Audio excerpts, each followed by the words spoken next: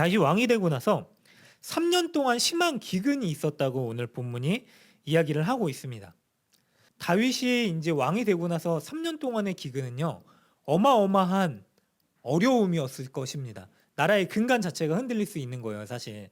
왜냐면은 기근이라는 게 그렇잖아요. 왕이 세워지고 나서 나라의 흉조, 안 좋은 일들이 일어난다라고 하는 거는 이 백성들로부터 환심이나 그렇죠, 지지, 환대를 얻을 수 없는 부분이죠. 그런데 가만히 살펴보면요, 다윗 자체도 이 하나님께서 내린 이 기근에 대한 의미와 그리고 목적을 찾아갔어야 되는데 그러지 못했었던 모습을 우리가 살펴볼 수 있어요. 자, 하나님이 세우신 왕은 하나님의 일하심과 하나님께서 의도하신 의미와 목적에 민감해야 되는 사람입니다. 비단 왕뿐만 아니죠. 우리도 마찬가지입니다. 하나님의 자녀들은 우리가 살아가면서 일어나는 여러 가지 상황 가운데 하나님께서 우리에게 주시는 의미와 목적을 찾아가야 되는 사람들이에요. 단순히 막연하게 우리가 살아가면서 겪는 일들이 뭐 그냥 우연히 아니면 그냥 일어난 일이 아니라요, 그 가운데서도 하나님의 의미와 목적을 찾아가야 된다라고 하는 것이죠. 성경에서요, 이 기근은요, 그런 거예요. 대부분 이 기근이 나타나는 거는 하나님의 심판과 결부되어 있습니다.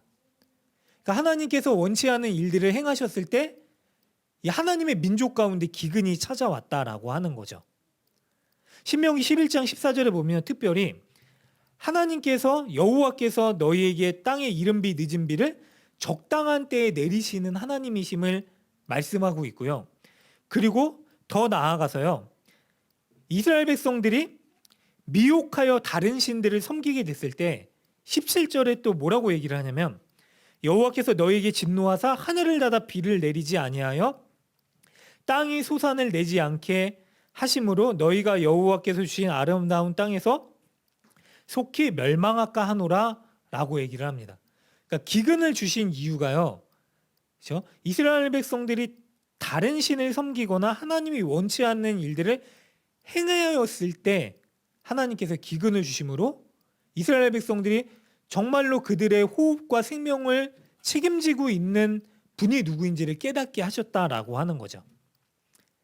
다윗 시대 또 마찬가지였었습니다. 다윗 왕이요, 하나님께서 기름 부은 왕으로 세워지고 나서 하나님의 말씀에 좀 더 민감했다면은 3년을 버티지 않고 바로 하나님 앞에 나아갔을 겁니다. 그런데 다윗이 3년이라는 시간을 허비하고 그 시간 동안에 나라에 많은 어려움이 있었겠죠. 그리고 나서 오늘 이 본문을 보니까 하나님 앞에 나아가서 그 이유를 물었다라고 이야기를 합니다. 여러분, 하나님의 사람들은요, 문제에 직면했을 때에요, 그 이유와 뜻을 하나님께 물을 수 있는 사람이 되어야 됩니다. 왜 그러냐면요, 하나님께 묻고 그 이유와 뜻을 구하게 할 수 있는 사람은요, 하나님을 전적으로 의지하고 하나님께서 해결해 주시고 책임져 주실 것을 믿을 수 있는 사람이기 때문에 그렇습니다. 우리가 문제가 찾아와요. 근데 하나님 찾지 않고요, 우리 힘으로 해결하려고 하다 보면은요, 우리의 모자란 힘 때문에 결국 무너지게 되어 있습니다. 그러나 하나님의 백성은요, 문제가 찾아왔을 때 하나님을 찾고 구하고 물었을 때 하나님께 그 문제를 맡기고요, 하나님께서 책임져 주실 것을 믿을 수 있는 사람들이기 때문에요, 그렇죠? 문제에 걸려 넘어지지 않을 수 있습니다. 우리가 그렇게 살아가는 사람들입니다. 결국 다윗은요, 정말로 어려운 기근이 오랫동안 지속되는 상황 가운데서야 하나님께 뜻을 물었죠. 그러나 하나님께 뜻을 물을 수 있는 왕이었었습니다. 그리고 하나님께서요, 그 이유를 말씀해 주셨습니다. 사랑하는 여러분들, 저와 우리가요, 맞닥뜨려지는 상황 가운데서 하나님께 그 이유를 묻고 하나님께 맡길 수 있는 저와 여러분들 되시길 주님의 이름으로 축원합니다. 그게 가장 귀한 은혜예요. 내가 해결하라고 하다 보면은요, 내 힘이 부족하거나 내가 할 수 없을 때 결국 절망하게 됩니다.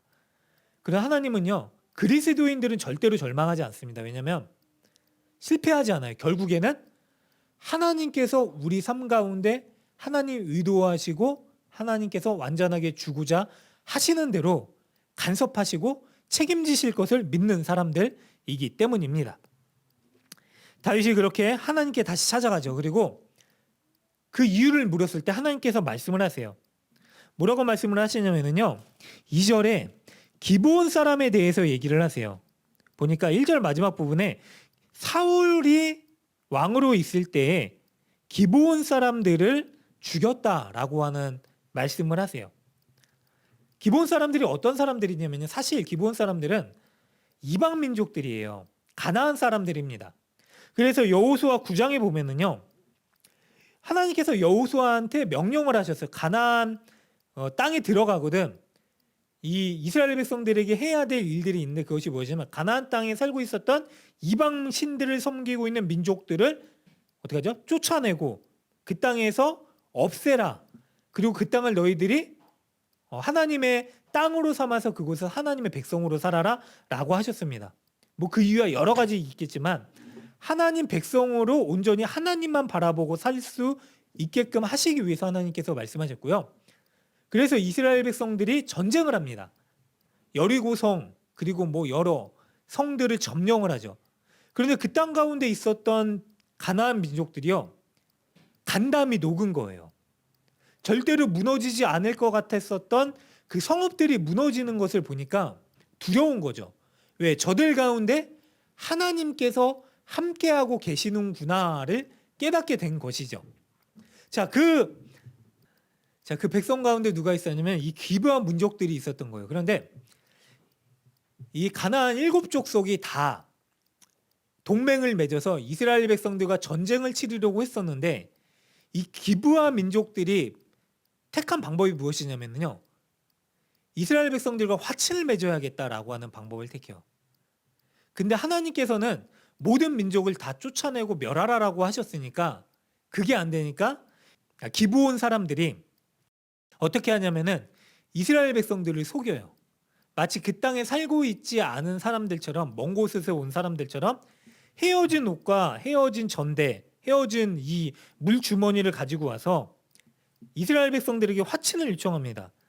우리가 이렇게 낡아 빠진 신발을 신고 다 떨어지는 옷을 입고 곰팡이 나는 빵을 가지고 먼 곳에서 방황하다가 온 나그네입니다. 우리를 쫓아내지 마시고 우리를 가나안 땅에서 멸하도록 내버려 두지 마시고 우리와 화친을 맺어주세요 라고 했는데, 안타깝게도 이 여호수아와 그리고 이 장로들이 그들에게 맹세를 해요. 우리가 너희들을 멸하지 않을 것이다. 그런데 여호수아 9장 14절과 15절을 보니까 어떻게 할지를 여호와께 묻지 아니하고 여호수아가 그들과 화친했다라고 얘기를 해요. 그 전까지 여호수아는요, 이스라엘 민족의 지도자로서 하나님께 뜻을 묻고 이유를 물으면서 한 걸음 한 걸음 나아갔었던 사람입니다.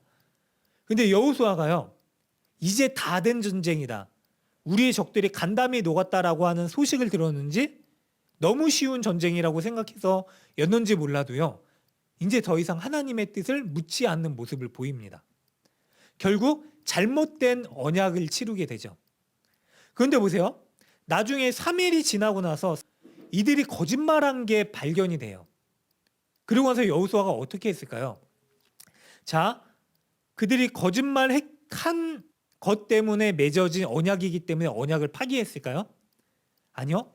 여호수아가 하나님의 이름으로 그들과 약속을 했기 때문에요, 그 약속을 파기할 수가 없었어요.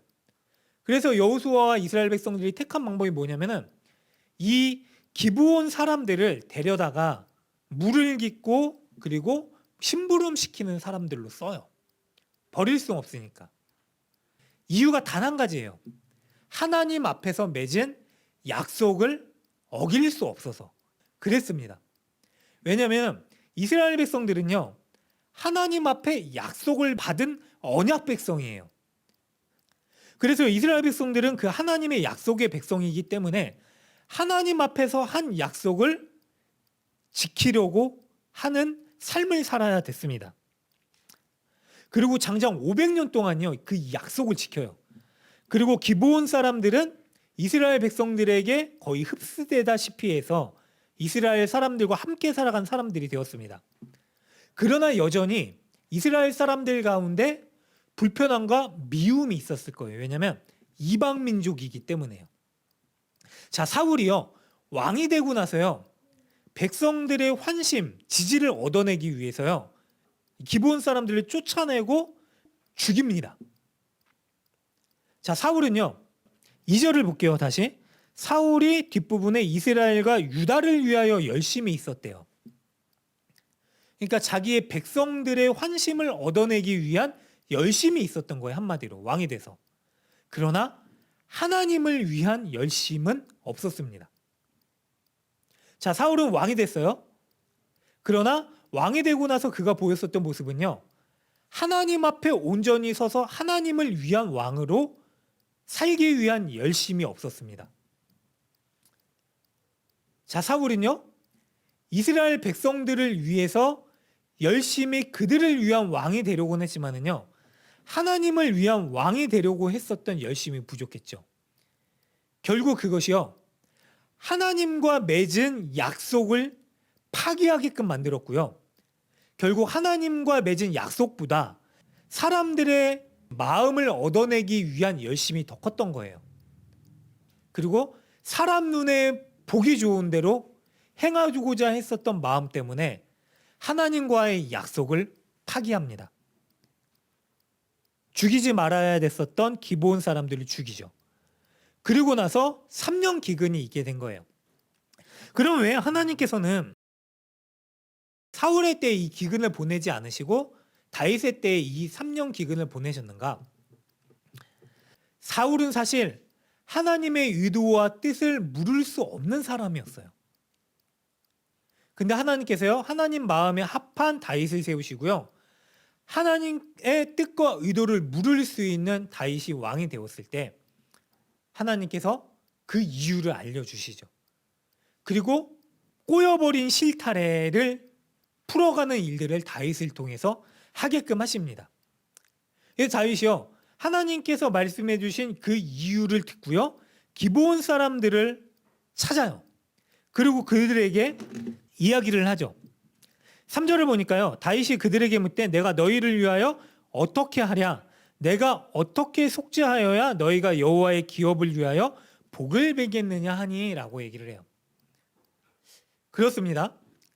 우리가 지난번에도 다루었지만은요 우리가 죄를 지으면은요 하나님 앞에 회개해야 돼요. 그러나 하나님 앞에 회개하는 것으로 끝나서는 안 되고요 우리가 죄를 지은 대상에게 찾아가서 용서를 구하고요 죄의 값에 상응하는 대가를 지불해야 됩니다. 잘못했다면은 그 사람에게 피해를 줬다면은요 그 피해를 준 것에 상응하는 보상을 해야 되죠. 우리가 그러한 것 하지 않고요 그냥 하나님 앞에서만 회개했다라고 얘기할 수 없어요. 그 사람의 마음에 상처를 입었다면은요 그 사람의 마음의 상처를 풀어주기 위한 노력을 해야 됩니다. 그렇잖아요. 자, 예수님께서 그런 의미에서 이런 말씀도 하셨죠. 너희가 제사 드리러 오기 전에 형제와 화해하지 않고서 드리는 제사는 아버지 앞에 아무런 의미가 없다라고 말씀을 하시는 거예요. 왜 그런지 아세요? 제사가 뭐냐면요 제사는 하나님과 단절된 깨어진 하나님과의 관계를 회복하기 위해서 드리는 겁니다. 그래서 속죄제도 있고요 그 죄를 위해서 드리는 제사도 있고요 화목제도 있어요. 하나님과 더 화해하기 위한 제물들. 그래서 예수님께서는요 제사 드리러 오기 전에 형제와 화해하지 못한 것들이 있다면은 그것들 다 해결하고 와라 라고 말씀을 하셨죠. 다윗이 기브온 사람들을 찾아가서 이 얘기를 해요. 어떻게 해야 우리가 너희한테 속죄를 할 수 있으며, 속죄는 뭐죠? 잘못한 것에 대한 응당한 대가의 값을 치르는 거예요. 그게 속죄입니다. 그래서 어떻게 속죄를 하여야 할 것이며 너희가 여호와의 기업을 위하여 복을 빌겠느냐라고 얘기를 해요. 자, 사람을 죽였어요. 기브온 사람들을 거의 전멸하다시피 죽였어요. 그 사람들로부터 우리를 위해서 다시 복을 빌어주세요. 용서해주고 하는 마음을 얻어내려면 어떻게 해야 될까요? 사실 다윗과 이스라엘 백성들은 그렇게 하지 않아도 돼요. 왜냐하면 더 강한 민족이고 기브온 사람들은 이스라엘 지파 가운데 거하면서 심부름하는 사람이 됐거든요. 약한 사람들입니다. 그래서 그걸 무시하고 지나갈 수도 있었지만 하나님께서 요구하시는 것은 너희들이 진정한 화해를 이루지 않고서는 하나님 앞에 받아들여진 하나님의 백성으로 살 수 없다라고 말씀을 하시는 거예요. 그래서 기브온 사람들을 찾아가 물었고요. 그리고 그들에게 어떻게 하면 화해를 할 수 있는지를 이야기를 하는 거죠. 더 나아가서 진정한 화해는요, 상처를 주거나 잘못을 저지른 상대방이 진심으로 용서하고 기쁨으로 복을 빌어줄 수 있을 정도의 화해가 되어야 된다라는 거죠. 여러분 어떠세요? 이게 우리한테 중요한 신앙의 결단을 요구하는 거예요. 어떻게 보면 굉장히 무서운 말씀이기도 합니다. 우리는 누군가에게 잘못을 저지르거나 상처를 줄 때 있어요. 저도 있죠, 물론. 그 사람한테 미안하다고 얘기를 하고 그에 상응하는 여러 가지 대가를 치르기도 합니다. 그런데 그 사람이 나를 위해서 진심으로 복을 빌어줄 정도로까지 화해를 이루지는 못해요. 맞죠? 하나님께서 이 문제 때문에 기근이 찾아왔다라고 하는 거예요. 하나님의 백성인데 그 하나님의 백성이 있는 자리에서 하나님 백성 때문에 누군가 상처를 입고 고통당하고 있다면 기브온 사람들이 그 상처를 얘기하지도 못했었어요, 사실. 그렇잖아요. 기브온 사람들이 고통받았어요. 그들 가운데 많은 사람들이 죽임을 당했습니다. 쫓겨났어요. 그렇다면 기브온 사람들이 하나님께 요구하고 다윗에게 얘기할 법하죠. 그런데 그들이 얘기도 못할 정도로 고통당하고 있었던 거죠. 그걸 보시고 하나님께서요, 그들의 고통을 대신 하나님께서 다윗에게 대언해 주신 거예요, 사실. 그리고 그들이 고통당하고 있는 문제로 인하여서 너희들에게 이 기근이라는 고통이 임하였다라고 하나님께서 말씀하셨어요. 근데 이스라엘 백성이 3년이 지나도록 그것을 캐치하지 못했죠. 하나님께 뜻과 의미를 묻지 못했었습니다. 참 어려운 부분이죠. 결국 하나님께서 이 기근을 통해서 그들에게 그 뜻을 알려주셨고, 그러나 하나님의 뜻을 물을 수 있었던 이 다윗이 하나님께 뜻을 묻고 이 잘못된 문제의 실타래 꼬여 있었던 매듭들을 다 풀어가기 시작합니다. 사랑하는 여러분들, 우리 가운데 그런 화해의 은혜가 있어야 됩니다. 뒷부분에 보면은요, 이스라엘 백성들, 다윗으로서는 쉽지 않는 결정을 합니다. 이 화해를 이루기 위해서요. 우리가 잘못한 아니면 상처 준, 때로는 우리가 그런 대상이 반대일 수도 있죠. 그럼 누군가에게 정말로 복을 빌어줄 수 있을 정도로의 화해를 주님은 우리에게 원하세요. 우리가 그렇게 영혼의 아픔을 겪고 있는 누군가에 대해서 민감할 수 있는 사람이 되시길 주님의 이름으로 축원합니다.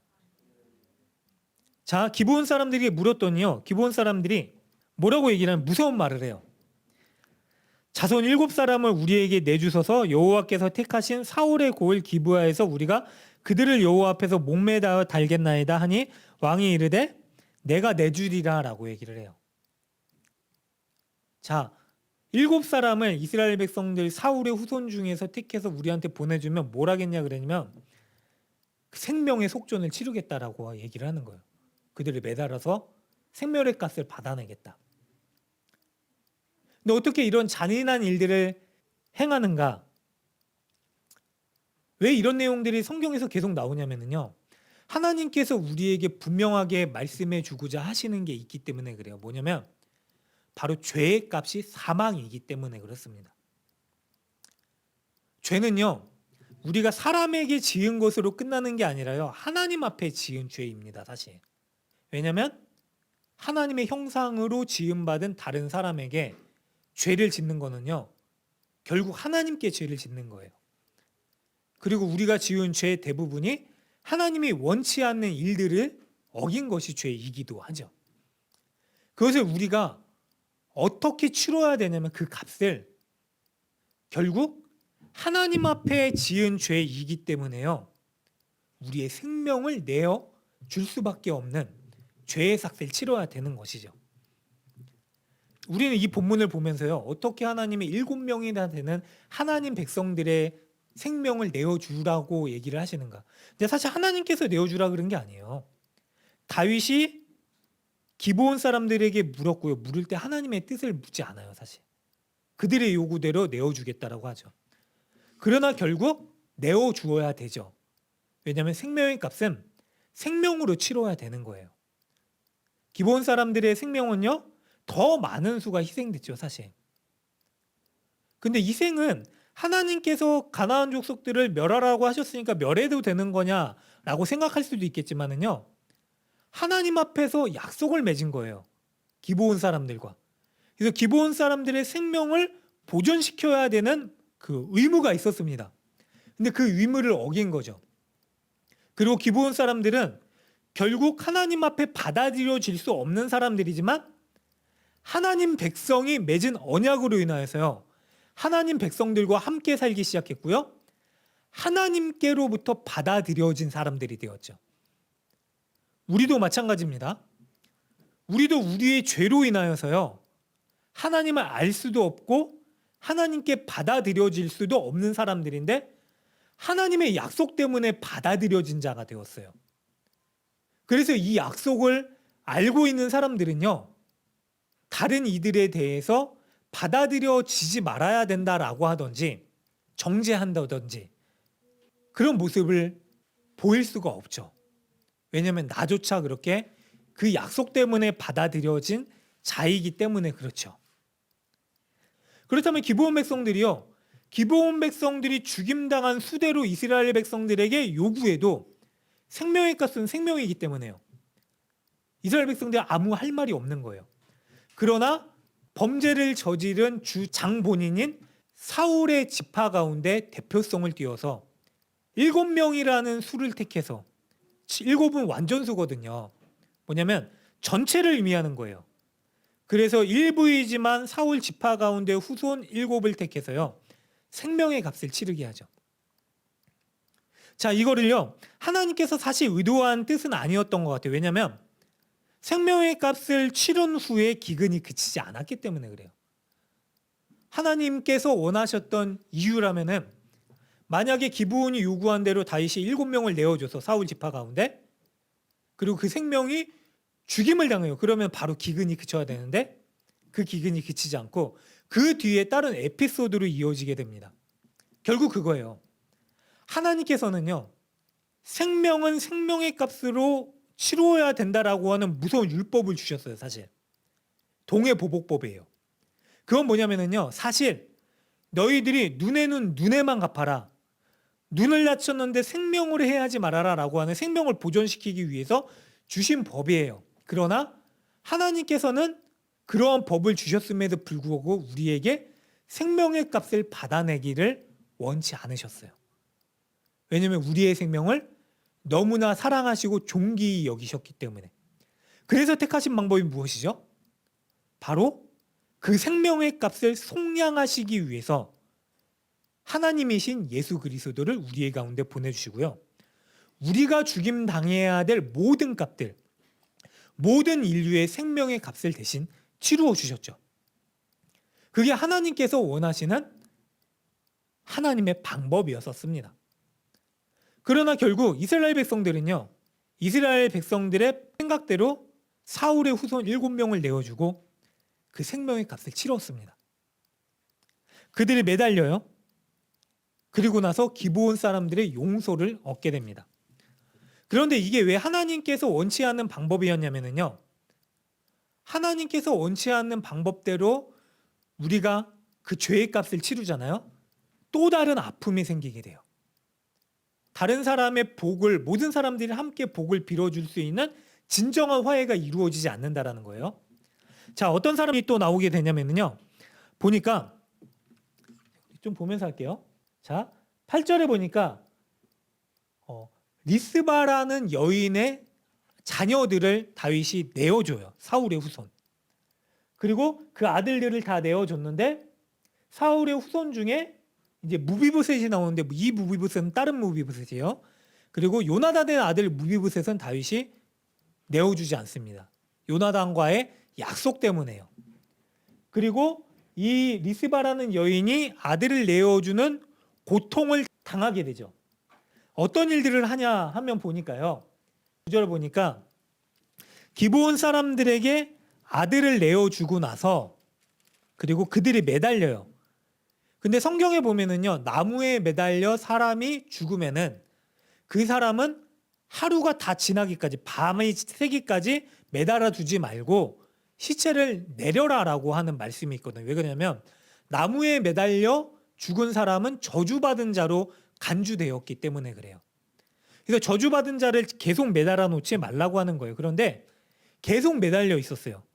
그리고 이 여인이 어느 때까지 매달려 있느냐 보니까 곡식 빼는 첫날 곧 보리를 베기 시작하는 때로부터 계속해서 그곳에서 금식을 하면서 울면서 굵은 배 옷을 입고 펴고 곡식 빼기 할 때부터 하늘에서 비가 내릴 때까지 앉아서 밤에 잠을 자면서 짐승들을 쫓아내요. 시체가 되면 짐승들이 달려들잖아요. 근데 그것을 쫓으면서 거기에 있었던 거예요. 그러니까 이 여인의 아픔과 애통함이 얼마나 컸겠어요. 자녀를 잃은 슬픔, 그리고 자녀가 매달려서 시체로 썩어져 가는데 들짐승들도 달려들고 하는 고통 가운데 이 여인이 그 자리를 지키죠. 그러니까요. 하나님이 원치 않는 죄의 값, 진정한 화해가 이루어지지 않는 일들은요. 누군가의 고통이 남겨진 것으로 결말이 날 수밖에 없는 거예요. 반대로 하나님이 진정으로 원하시는 화해는요. 모든 사람들이 축복을 빌어주는 그 화해가 될 때에만 진정으로 하나님이 원하시는 화해가 될 수 있다라고 하는 거죠. 결국 다윗이 이 소식을 들어요. 소식을 듣고 그 자녀들의 어머니가 이곳에서 무려 6달 정도예요. 이 기간을 따져보면은 6달 동안 시체 앞에서 밤낮 울고 불면서 그 시체를 지켰던 거예요. 아들들의 시체를. 그리고 다윗이 잊고 있었던 사울과 요나단의 뼈를 가지고 와서 이스라엘 땅에 장사하는 일들을 합니다. 사실 이 21장이 등장하기 이전에 20장에 보면은요. 사울의 후손 베냐민 지파에 속했었던 세바라는 사람이요. 다윗에게 다시 반기를 들어요. 왕이 되었지만은요. 다윗의 마음에 어떠한 마음이 있었을까요? 용서하지 못하는 마음이 분명히 있었을 거예요. 우리가 지난주에도 한번 살펴봤었잖아요. 아들이었었던 압살롬, 형인 암논을 죽였어요. 근데 용서하지 못했어요. 그래서 방임합니다. 받아들이긴 했지만 마음 가운데 응어리진 것을 풀지 못했어요. 결국 그것 때문에 압살롬이 반역을 일으키죠. 마찬가지로 20장 이후에 이 내용들이 나오는 이유가 있어요. 뭐냐면 다윗 가운데도 여전히 사울에 대한 그리고 사울의 후손들 그들 지파에 대한 융합되지 못했었던 사람들에 대한 용서하지 못한 응어리심이 있었던 거죠. 근데 하나님께서는요. 사울이 저지른 죄를 다윗에게 해결하도록 하심으로 인하여서요. 결국 다윗 마음 가운데 응어리져 있었던 그 죄의 문제들, 해결하지 못했었던 미움의 문제들을 해결하게 하십니다. 결국 이 여인의 그 슬픔을 다윗이 듣고요. 다윗이 방치하고 있었던 사울과 요나단의 유해를 가지고 이스라엘 가운데 장사하는 일들을 해요. 이 소식을 듣고 이스라엘 백성들 중에 베냐민 지파 사람들이 어떤 반응을 보였을까요? 우리가 이렇게 반역하고 함께하지 못했는데 다윗이 그래도 우리의 왕이었었던 사울, 그를 선대하는구나 라고 하는 마음이 있었겠죠. 결국 이 사건을 통해서 하나님께서 우리 가운데 원하시는 진정한 화해가 무엇인지를 보여주시고요. 그리고 결국 하나님께서 약속 가운데 우리에게 화해의 손을 내밀어 주셨고, 그리고 우리를 화해의 자리로 초청해 주셔서 그 하나님의 화해로 살아가는 우리가 어떻게 살아가야 될지를 보여주신 말씀입니다. 이야기 하나만 하고 마칠게요. 저희 할머니가요, 예수님 믿다가 이혼당하셨어요. 할아버지가 예수 믿는다고 핍박하시다가 한 500m 떨어진 집에 집을 얻고 작은 할머니랑 사셨어요. 근데 평생 좀 멀리 가던가, 눈에 보이지 않게, 소식도 안 들리게 집 놔두고 나가서 사는 게 고작 거긴 거예요. 얼마나 그 미움이 컸을까요? 예수님 믿으셔도 미움이 크시죠. 아프고. 그 상처가 되셨을 거예요. 더 하나님 의지하셨겠지만 그냥 그 상처가 지워지지 않았을 거예요. 근데 마지막에 이제 할머니 돌아가시기 전에 병상 가운데 어머니가 날마다 할머니를 위해서 기도하시는데 하나님이 그런 마음을 주시더래요. 할머니가 이제 스스로 기도할 수 없을 때 어머니를 통해서 회개의 기도를 시키시더래요.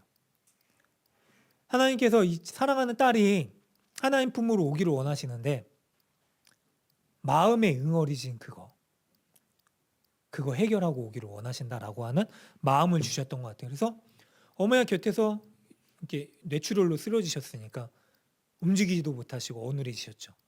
그 손을 잡고서 거의 마지막 한 보름 이상을 그 정도를 기도하셨던 것 같아요. 계속 밤마다 하나님 죄송합니다. 억울하고 원통한 마음을 용서해 주시옵소서. 그게 천국에 가기 위한 수단은 아니죠. 그러나 할머니가 결국엔 편안히 하나님 품에 안기기 위해서 꼭 해결해야 될 문제였었던 거죠. 그리고 정말 주무시는 것처럼 편안하게 가셨다고 해요. 그게 그거예요. 여러분, 우리는요, 절대로 하나님 앞에 설 수도 하나님 앞에 용납되어질 수도 없는 사람이에요. 무수히 많은 죄 가운데요, 하나님을 멸시하고 대적했었던 사람들이에요. 그런데 하나님께서 약속을 주셨어요. 우리가 약속을 달라 그랬던 것도 아니고요. 우리는 그게 무엇인지 그 의미도 몰랐었던 사람들이고요. 결국 우리의 생각대로 사망이라는 종착지로 갈 수밖에 없는 불쌍한 존재였음에도 불구하고요. 우리를 위해서 하나님께서 손 내미시고 그 약속을 주셨죠. 그리고 그 약속 때문에 받아들여진 하나님의 자녀가 되었습니다. 이게 하나님께서 이루신 화해예요. 보세요. 하나님께서는요, 원수가 된 우리에게 우리를 위해서 축복을 주셨어요. 자, 오늘 본문과 분명하게 일치하죠. 하나님의 마음이. 죽임을 담아 원통한 민족, 그 대상, 피해자에게 찾아가서요, 그들이 복을 빌어주기까지 그들의 마음을 풀어줘야 되는 거예요. 그러나 하나님께서는요, 그 마음에 헤아릴 수도 없는 우리를 받으셔서요, 우리와 화해를 이루어 주셨죠. 어떻게요? 하나님의 생명을 속전으로 내어주시고요, 십자가 사건 가운데서 위로는 하나님과의 화해를 이룰 수 있는 수직적인 관계를 회복시켜 주셨고요. 그리고 그 십자가의 양을 받은 사람들은 그래서 세상 가운데서요, 수평적인 관계, 사랑과의 화해도 이루어 가야 되는 사람들이 되는 겁니다. 여러분, 우리가 그 진정한 화해를 누리고 이루는 하나님의 약속의 자녀 되시기를 주님의 이름으로 축원합니다. 그게 우리가 이 땅 내내 살아가면서 우리가 이루어야 될 본분입니다. 약속의 자녀로서의 본분. 바로 하나님의 화해를 이루며 살아가야 되는 것이죠. 그렇게 화해를 이루어야 되는 사람들을 생각하시고요. 먼저는 기도하셔야겠죠. 그냥 기도하는 것으로 끝나서는 안 돼요. 찾아가서 그 마음에 응어진 것들을 구체적으로 풀라고 말씀하셨죠. 용기가 필요합니다. 그러나 그거 하나님의 은혜를 잘 아는 자들이라면 우리가 먼저 할 수 있습니다. 참된 하나님의 화해를 누리며 살아가시기를 주님의 이름으로 축복합니다.